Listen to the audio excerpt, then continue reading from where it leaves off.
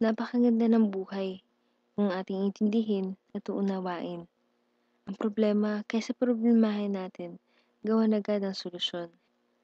Mga bagay na mali na lagi nating ginagawa, pag nakasanayan natin, mas mahirapan tayong tanggalin.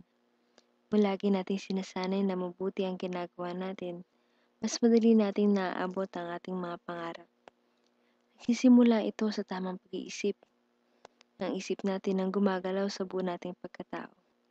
Kaya panatilihin natin na mag-isip ng malinis at magagandang bagay lamang. Minsan, di baling matalo na lang tayo sa usapan kaysa makipagtalo tayo. Kapag mainit ang ulo natin, nakakagawa tayo ng mga bagay na hindi natin gusto. Mas naging mali ang mga salitang lumalabas sa ating bibig.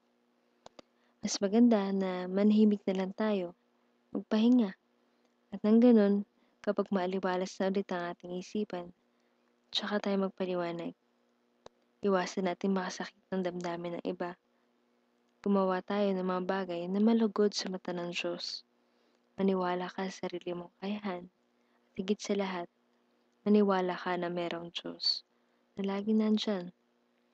Maaring mawala ang lahat na meron ka, pero siya, mananatiling nandyan sa'yo. Lagi mong tatandaan kahit anong mangyari. Okay lang yan.